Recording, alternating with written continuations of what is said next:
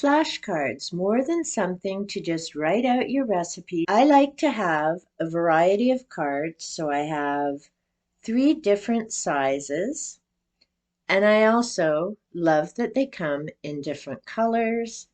They come with lines and blank on the back so that you can use them for a variety of different things. If you've seen some of my other videos, I've pointed out that I keep flashcards around my house.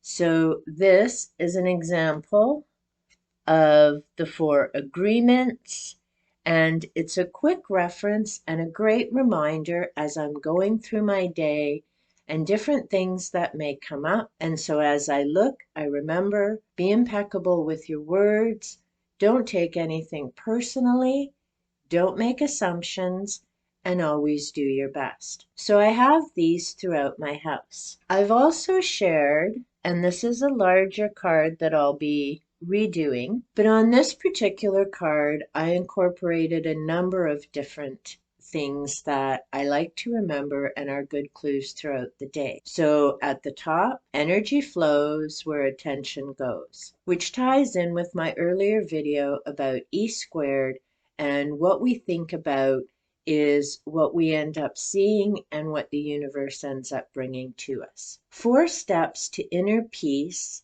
and I believe that is from Dan Millman. I need to double check that. The 4 steps are right attitude toward problems, live in harmony with universal law, find your part in the overall scheme of things, and simplify. Again, good things to remember, especially if we're in the middle of something that may be difficult or challenging. The 5 Reiki principles. So just for today, don't get angry, don't worry, be grateful, work hard, and be kind to others. And with the Reiki principles, I really like that it starts with just for today. In other words, for the next 24 hours, these are the 5 things that you focus on, which makes it manageable and makes it doable. And for anyone who may be familiar with 12-step programs like AA or NA, they're also about one day at a time. So if you're going through something that's a bit difficult or challenging right now, then as the 4 steps say, simplify just for today and make the goals attainable and achievable. So if that means, especially if you're someone like me who sometimes will have anxiety attacks, then you have to stop, breathe, and just get yourself calmed down and make those goals achievable. So maybe you focus for now on getting through the next hour. And as things calm down and improve, then you focus on getting through the next 2 hours. And as things continue to improve, you focus on getting through the next 24 hours. In other words, be mindful of where you're at personally, where your energy is flowing and how things are going, and focus on what you can do rather than get more stressed out and upset about what you can't do. The other part that I have on this particular card, and I'm probably not going to pronounce this correctly, the word down below, 4 things that you do in that case. So step number 1, I'm sorry, and that's to yourself. 2, please forgive me. So you're letting yourself know that you're being understanding with yourself. This isn't about anybody else. This is about you. 3, gratitude. Thank you. Could be thank you for the lesson, thank you for the opportunity, and mean it sincerely. And number 4, and something that a lot of people have difficulty doing, I love you. And again, that's in relation to yourself. Accept yourself. Be happy with who you are. We all have different things that we need to work on and fine-tune and change, and that's okay. That's the entire purpose of being alive and learning and growing and connecting with other people. But it starts by loving yourself first and foremost.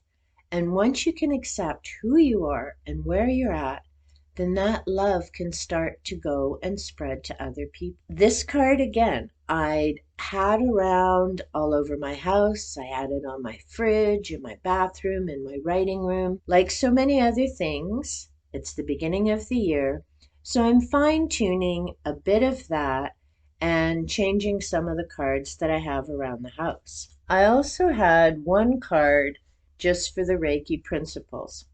So what I'll be doing over the next week is reviewing all of these things, deciding where I want to put the cards and which ones I need for now.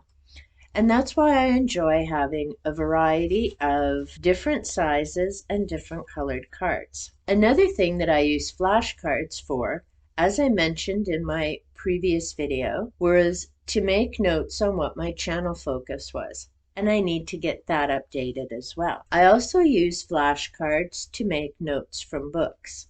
And this particular card is from Dream Alchemy, where Ted Andrews talks about the 7 archetypes that come up in our dreams. And by keeping our dream journal and understanding myths and fables and legends, we can begin to make some connections in our own lives and areas that we need to work on. So again, flashcards come in handy for easy to do notes, and I'll be keeping this near my dream journal, so as I'm doing that work, I have an easy reference without having to always go get the book. Another thing that I'm working on this year, and I mentioned in my previous video as well, is making connections with the different books that I've read, whether that's the authors or the subjects or the timeline that I'm reading them. I've used the flashcards and just a couple of these little clip rings that snap together. They just go through, and I just use my 3-hole punch. And then as I'm working through my books, and I've put them in alphabetical order, then I can just add information easily to the card. And if I find that I need more information for a card, then I just unsnap the rings and I can easily add it into there. So it's a handy little way to keep your information organized and make additions. Years ago, for those who may remember such things, you do something like this on a Rolodex. The benefit of doing it this way is you can decide if you need a larger card for the information, or you could do the same type of thing with the smaller cards. So maybe you want to set up something to remember your spices. Maybe you work with essential oils, as I do, and you want notes and a quick reference for the different oils that you use or the different recipes that you've enjoyed. So there's a lot of wonderful benefits and reasons to use flashcards, and you can fancy them up with stickers. You can use different markers. It's a great way to keep track of a variety of information, not just recipes. If you use flashcards, let me know in the comments down below. Do you find them helpful? Do you keep them in a box? Or do you use rings like I've done with one of mine? If you found this content of benefit, please be sure to hit the like button and leave me a comment down below. Are flashcards something that you may consider using to start keeping track of different things? Until next time, have a great one.